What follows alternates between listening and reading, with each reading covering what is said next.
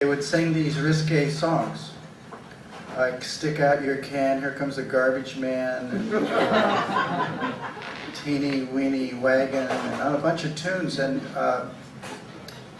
that is the infection, I think, that led to no, anyway.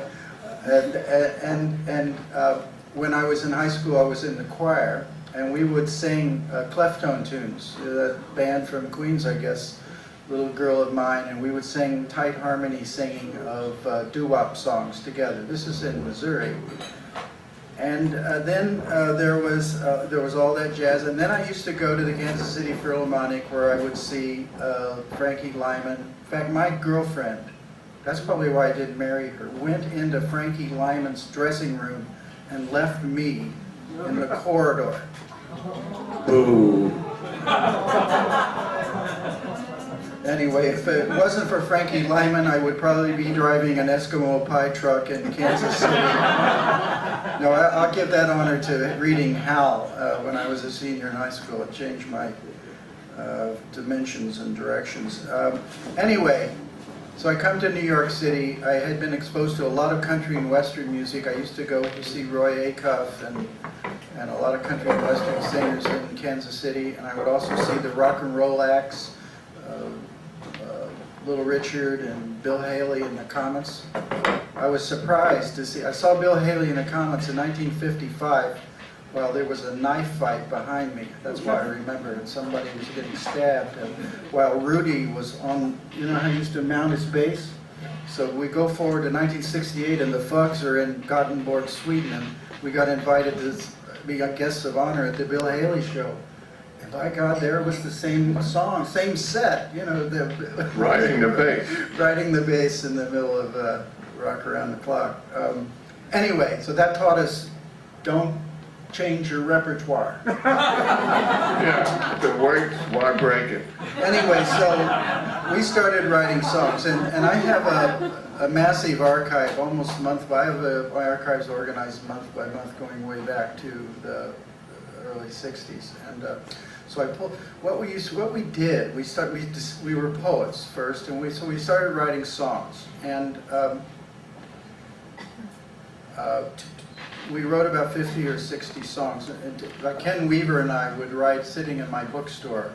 We wrote a bunch of songs from our first and second albums. And Tuli acquired a tape recorder, and I have maybe 50 or 60 of these little tapes that Tuli would send in of songs, some of which made it on albums and some didn't. And I found some good tunes.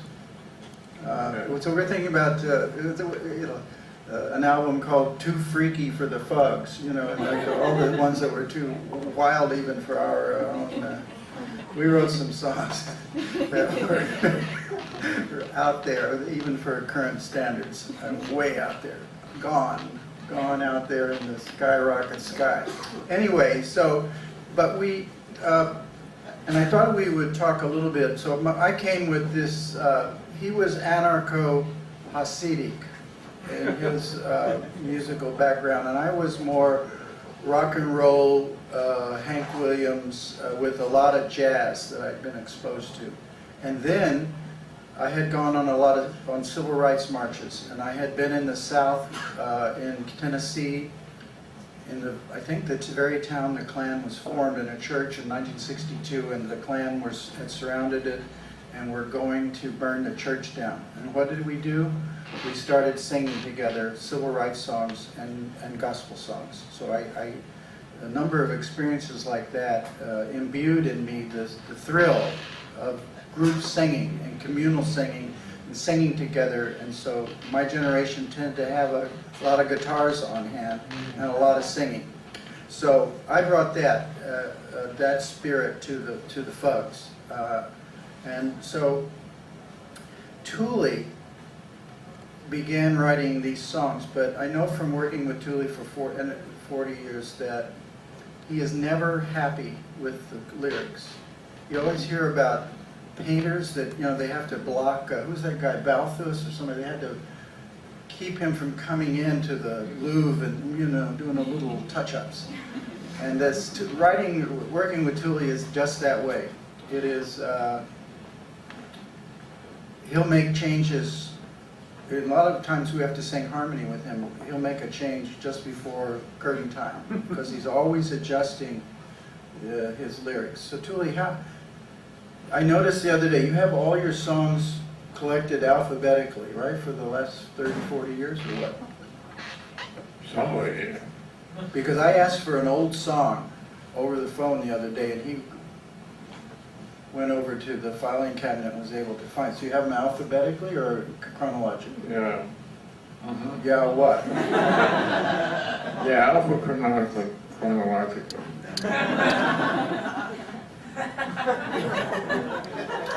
And when you, for instance, I have, I mean, I assume people here know our songs. I'm not going to. So I have here, I've started collecting and sequencing all the early Fugs songs and also the first drafts. And when we recorded one of Tuli's most wonderful songs, been recorded by a whole bunch of people, called Morning, Morning. First of all, what is this based on? Is this based on, it's not based on a commercial, Yiddish commercial, the melody line for Morning? No, Is this a Morgan Morgan, or what is it? No, it's one of the few songs that sort of, you know how writers bullshit you, how the song just came to me? Well, this is about the only one that just came to me. All the rest, I came to them. But you wrote it on what's sitting in a... pretty, yeah, it was... You said you were sitting in a yeah, studio. the woman I wrote it to, she was a runaway. Remember those? And... I remember you sitting with her in that stoop and writing these lyrics. Really? Anyway, go ahead. Well, she was about to be sent away to rehab. And that was bad for me too. I needed some rehab too, so I wrote this song. And didn't help. No, I mean, and it was a good song. Yeah, we just did this before in Prague. A bunch of singers, group singing, went over very well. They gave it a standing ovation. The thing about it is when we recorded it, this is a clue to some of you who record your songs. Truly, we had the lyrics. This is when the Fugs. We had heard that Peter, Paul, and Mary had taken 128 takes to do Leaving on a Jet Plane. So we were determined to get Morning, Morning done before all the number of takes that Peter, Paul, and Mary had used for Leaving on a Jet Plane. So we were up to 97, 98. So Tuli wrote out. It wasn't in those days. You couldn't really create vocals from like 10 different versions, and you couldn't really do the kind of syllable by syllable editing you can do now with Pro Tools.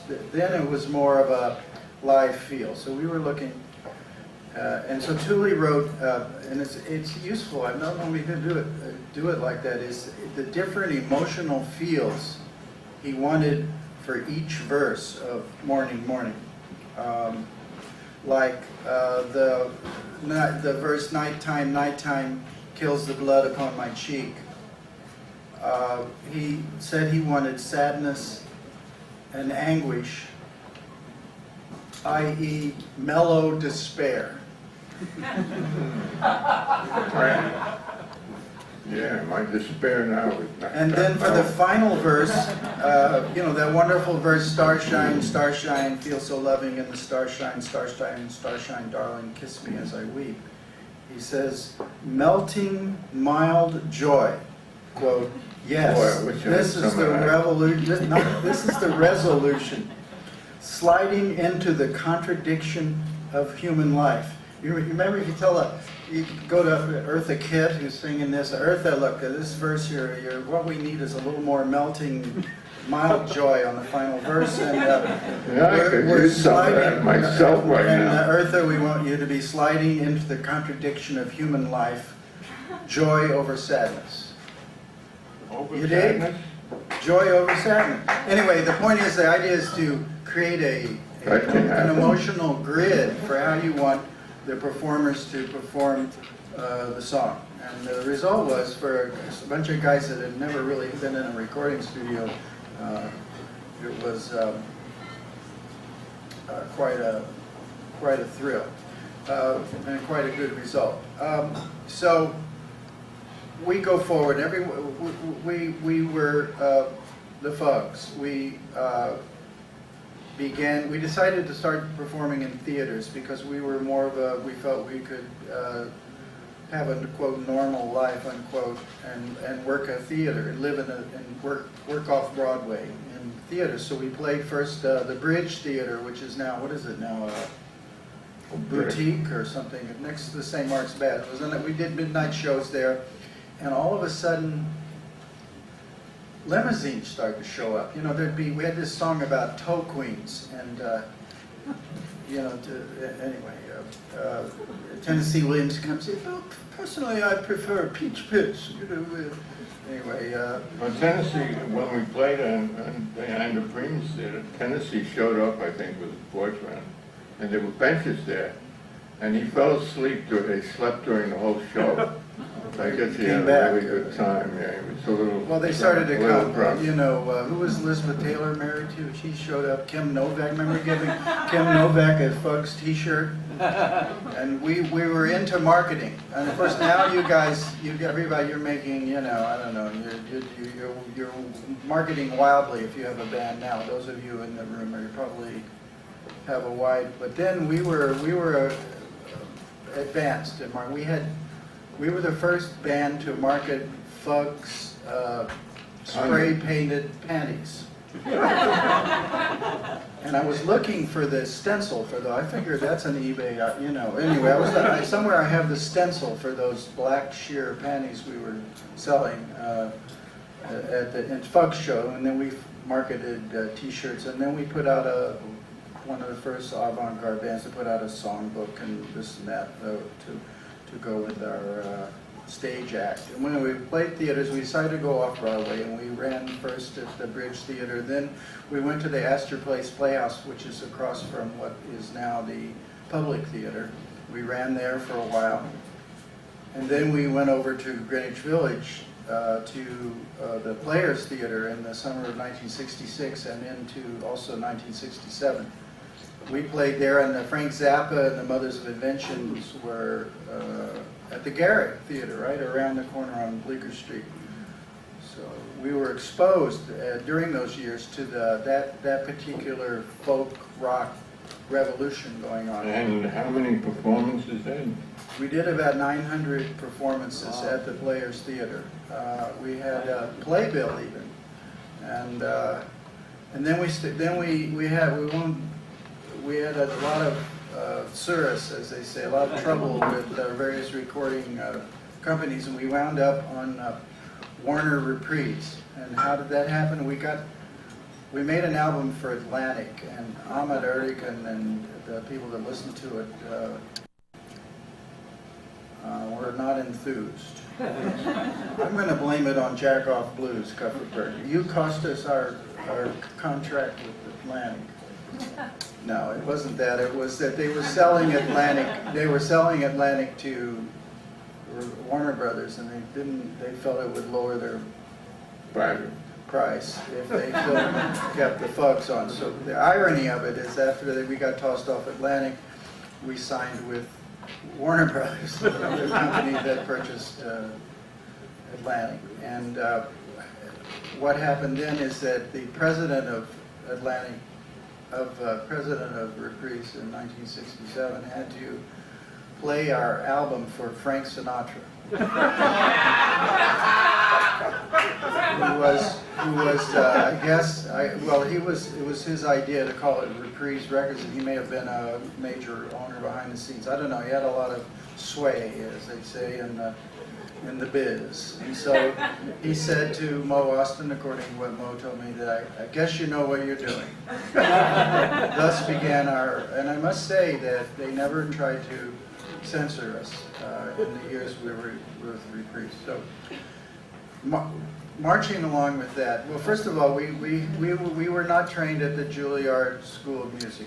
and we did not have,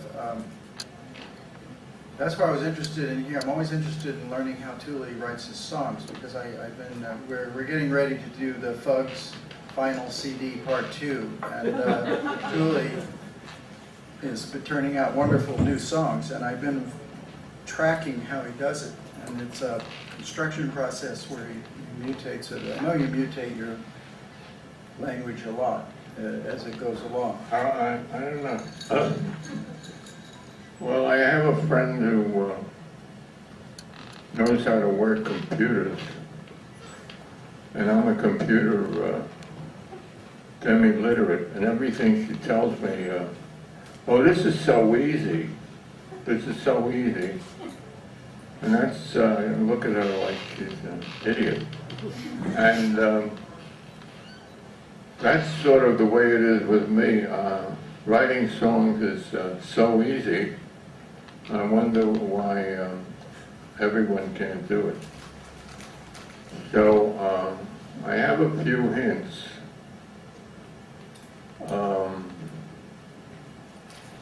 This is communication, it's language, right? And it's drama at the same time.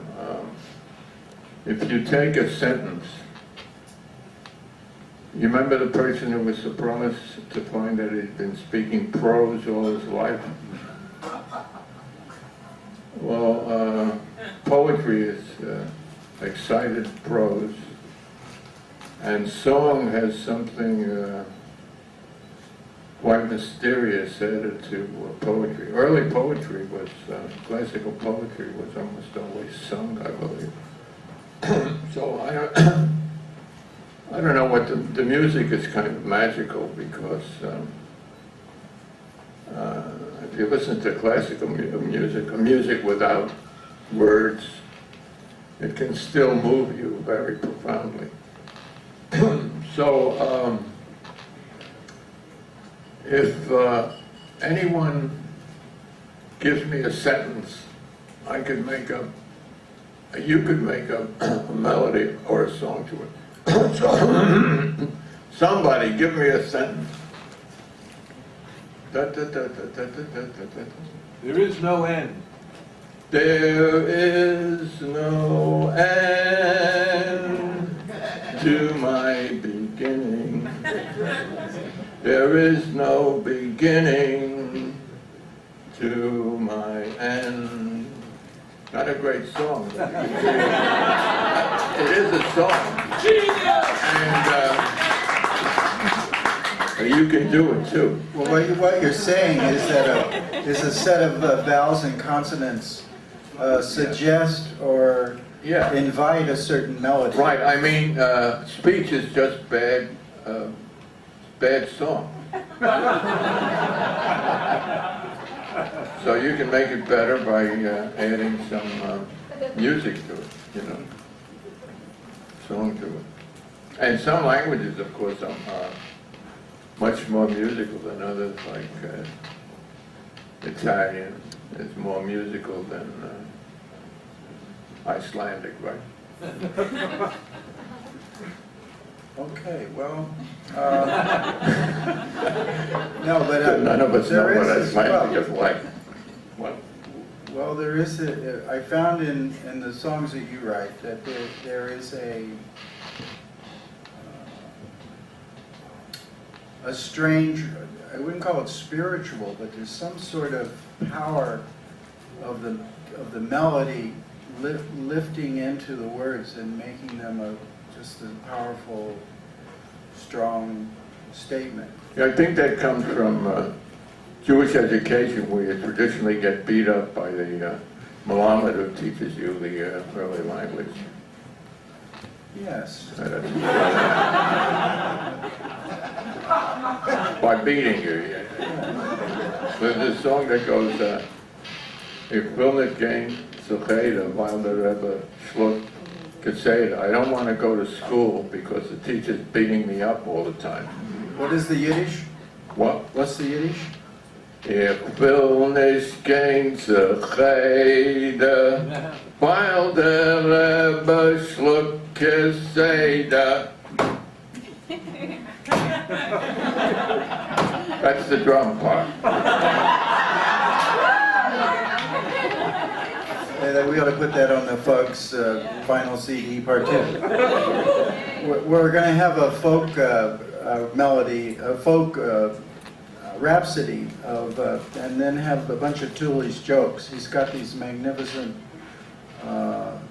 jokes from his experience in life. So we're going to have a whole sequence of Tuli's very interesting. You heard of stand-up comedy? I'm going to do lay-down comedy. Yeah. Now you get a little old and lay down. Anyway, the Fugs, as we started recording in 1965, we recorded on a 2-track. And our experience in the 60s matched the experience of other bands in that the early records, for instance, the Beatles recorded 4-track up through Sgt. Pepper. And they might have, can you imagine? Well, first of all, like we mentioned Frank Sinatra. A lot of those early Frank Sinatra, Peggy Lee orchestra songs were 16-generation mono-to-mono tape recording. In other words, they have a good quality tape recorder here, a reel tape, 16-inch reel, and one here, and then you pass it through with the orchestra, then you add overdubs with another pass, you add the lead vocal with the third pass, you might add some harmony singing and touch up, a couple of trombone fills, but all in like 16 passes. And some of those recordings are still very beautiful and obviously and very wonderful to listen to. So when we did our first recordings, I thought I could have a nice old age and no one would know about the Fugs, but we have more CDs out there, more albums out when we were Wild Young Men. But basically, we recorded these things on 2 tracks, 1 take, at basically Jingle Studios in Midtown. Then we went to Harry Belafonte owned a recording studio up by Lincoln Center, what would be Lincoln Center. And we recorded there, and that was 4-track. And so then we caught up with the Beatles already doing 4-track. And then by 1967, 68, 69 came 8-track. First 8-track, then 12-track, then 16-track by the time the Fugs broke up in our first manifestation. So we tracked this revolution in the ability to overdub, but also the wah-wah pedal was invented in 1968. We turned Jimi Hendrix onto the wah-wah pedal because it was this marvelous American invention, and we got a hold of an early wah-wah pedal, and Jimmy was playing downstairs at the wah, and our equipment man showed him this wah-wah pedal, and it sort of changed American music. It shows that America can be totally evil if it can invent something like the wah-wah pedal. So we slowly, learned how to polish our art, and I would say also that some of the origin of the Fugs came from. I had written a bunch of melody lines to William Blake poems. Why? Because I'd read that Allen Ginsberg had heard William Blake's voice in an apartment in 1948 in Spanish Harlem recite "Ah, Sunflower, Weary of Time" from the Songs of Experience. And that was the first Fugs song, because I was waiting for my future wife, Miriam, outside a class at New York University, and this melody line came into my noggin. Ah, sunflower, weary of time. Setting that little poem to music. And that was about 1959 or 1960, so 4 or 5 years later when Tuli and I formed the Fugs, those were some of the first things we re-recorded or sang. We decided to do poetry, and I mention this because the technology, especially in sound reinforcement, and these wonderful new microphones and sound systems that we're developing, that the words could star in the mix. There was no way for the music to overwhelm the mix. So thus when Crosby, Stills, Nash & Young sang at Woodstock in 1969, they were able to the words could be heard. And that's not easy, because those mid-ranges can really blow out speakers. So they had developed a technology that helped us off Broadway. We used some of the same sound guys that did the Woodstock Festival. We bought equipment from them to play off Broadway with the goal of having the words star in the mix and the words shine in the overall electromagnetic gestalt.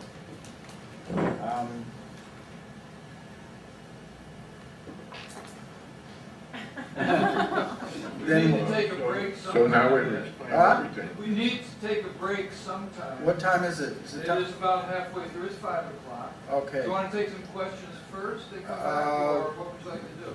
Well, we could, We just took your question. well, Clear. let's take a couple of questions and then we can have a break. And is there anybody that has comments or questions or is interested to ask us stuff about? We have a lot of knowledge on songwriting and Jesse, go ahead. I don't want to interrupt Ed. no, go ahead. Please interrupt me. Did you guys say how you got your name, the Fugs? Where? Couldn't foot Warner, you know. Frank wouldn't approve of fuck, so no. What we did, and it's a practice I always have in all my books, is I write a long list of possibilities. And Tuli thought of the word fugs. I got it, I stole it from Mailer's, what was that book? Naked and the Dead. Naked, Dead and the Naked. And I always blamed him for being a sissy for not using the word fuck, but the original, I just found out recently, see you find out too late, spoiled our whole relationship. That it was the publishers who insisted on Putting spelling fug, yeah. the wrong, didn't know how to spell. So we made Dorothy, this is another wonderful story, but sometimes the stories are too wonderful to be true. Dorothy Parker met him at a party, Norman, and when they were introduced, he said, "Oh yes, you're the young man who doesn't know how to spell fuck." So we made a list. I still think that my idea for a title, well anyway, Fugs seemed to be, but I wanted to call us the Yodeling Socialists. But it would have put us in a niche market and reduce us to